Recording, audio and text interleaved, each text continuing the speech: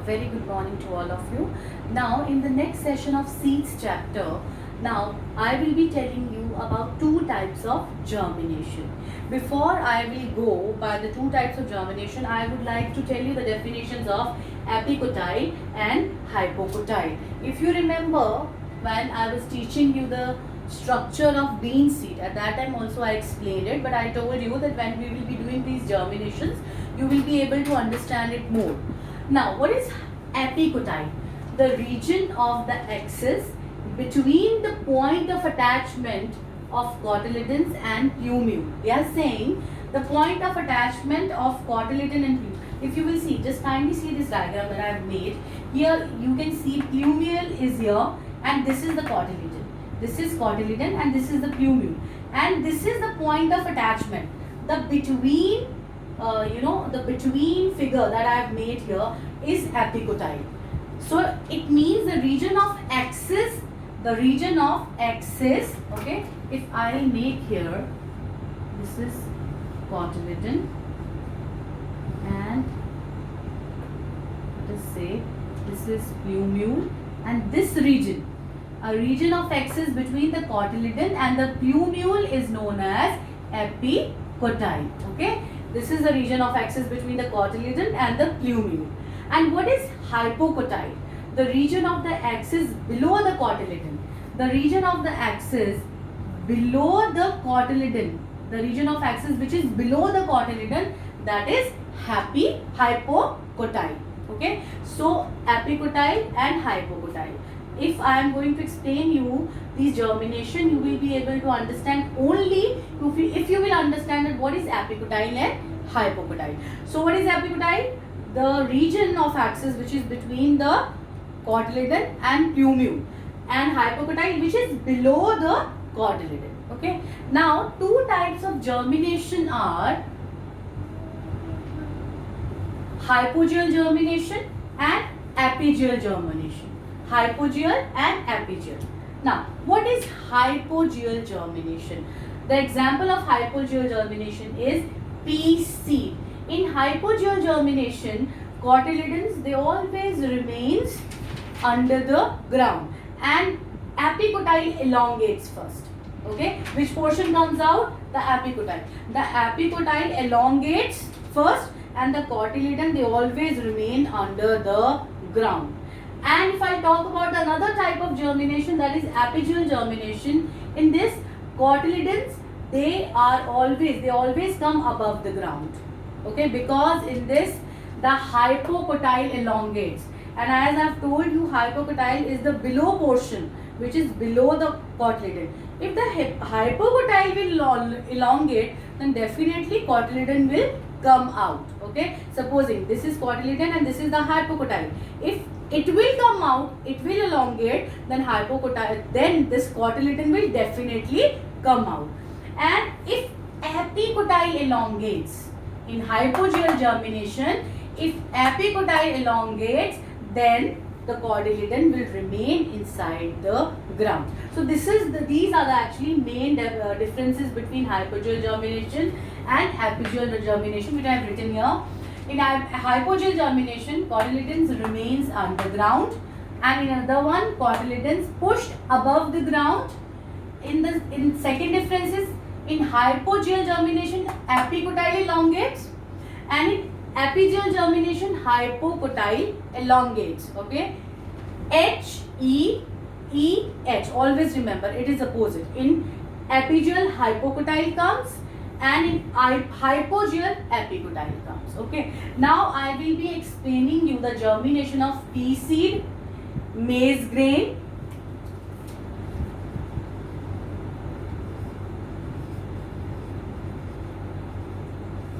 and bean seed. Okay. Now the examples of hypogeal germination is pea seed and maize grain. Now what happens? I will be explaining everything step by step, so please listen to me very carefully. I will take first of all pea seed.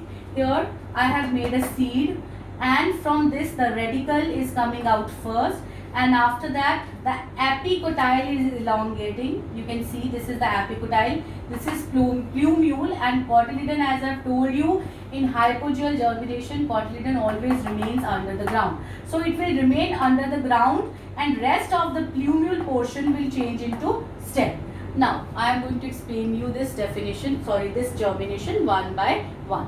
The first thing, what will happen, the seed will absorb the water. When the seed will absorb the water, what will happen? The testa, the seed covering, the hard covering around the seed will burst.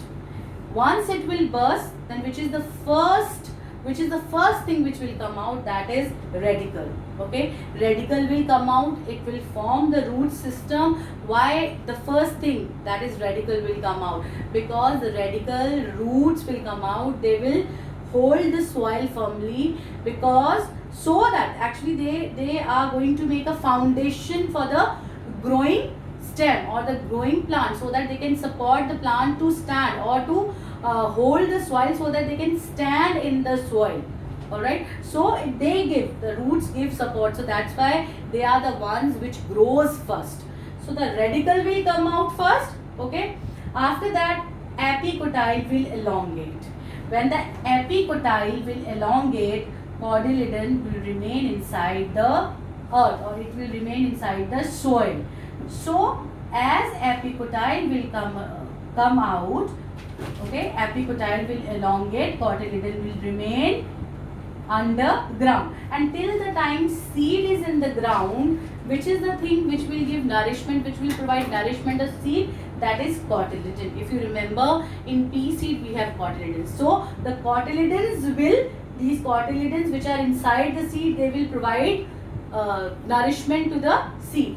Now epicotyle along with plumule will come out, and then later on this plumule will change into a shoot system or a stem, and this cotyledon will wither off and it will shrivel. And then we can see here, these are the tap roots. They will develop tap roots. So this is how the germination will take place in the pea seed. Okay, what did I say? First of all, the seed will absorb the water, so the testa will become soft, it will rupture. So first of all, the radicle will come out, it will form the root system. Then the plumule, then the elongate, the epicotyle will elongate first.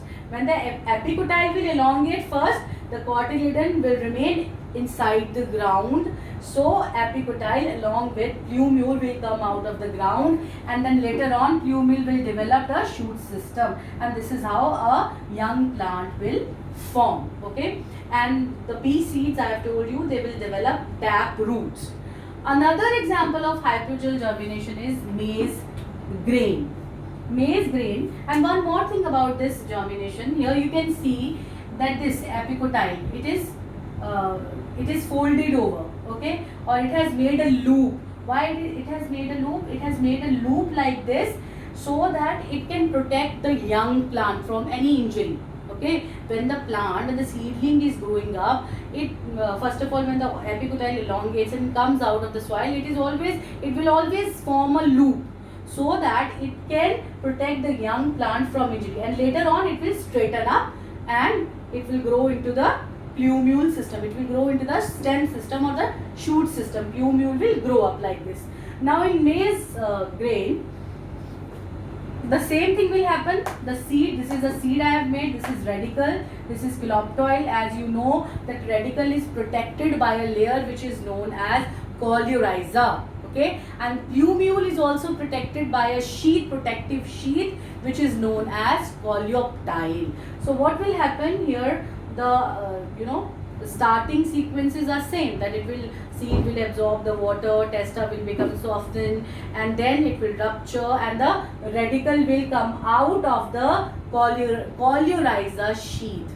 It will come out of the coleorhiza sheath. It will form a shoot system. But later on, these roots which will be coming out of this sheath, they will also they will vanish, and new roots will be formed out of it. Okay, the old roots, they will vanish, they will finish out, and new roots will be made out of these roots. And then the plumule, of course the epicotyle. As I've told you, the epicotyle will come out.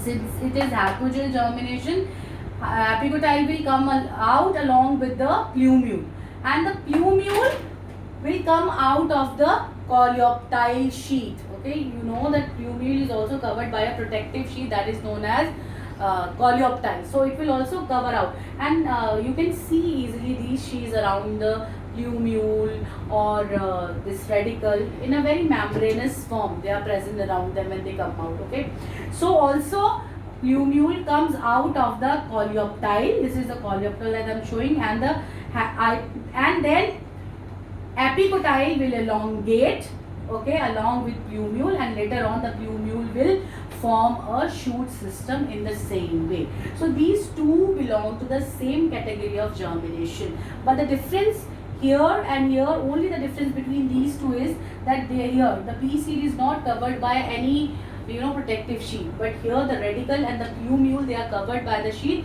so they have to come out of their protective sheath also. Okay, and rest of the germination is totally same. In the same way, first of all epicotyle elongates. When the epicotyle elongates, cotyledon remain on the underground, and then slowly they will shrivel off, they will disintegrate. But here in the maize grain, the major source of the nourishment that is provided to the seed is endosperm. Okay, so endosperm is the one which will be providing nourishment to the seed. Here I have told you the cotyledon. Alright, now next,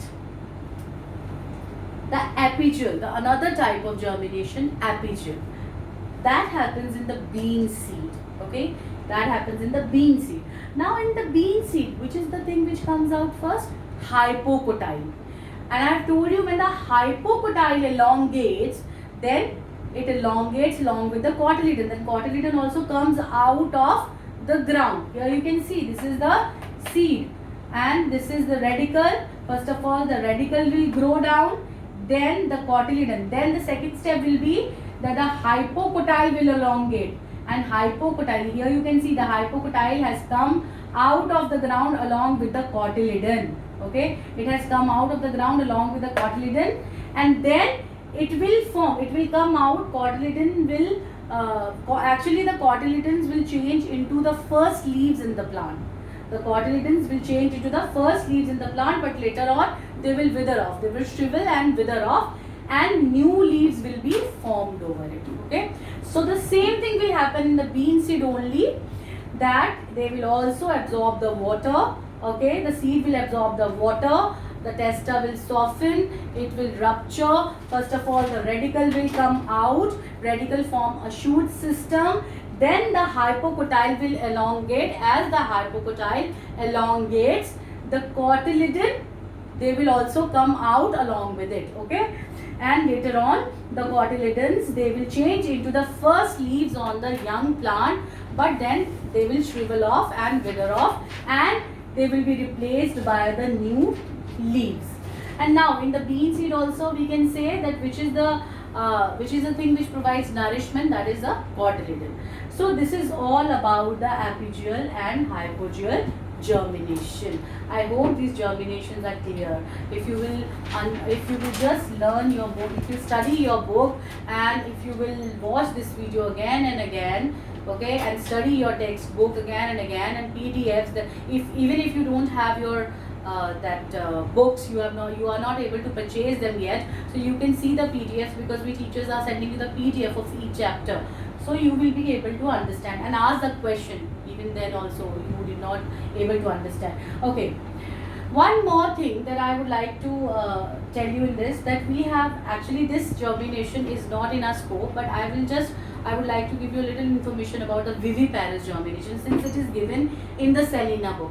Viviparous germination is the germination which is actually present in the trees like mangrove trees. Okay, in these what happens, inside the fruit only the seed germinate.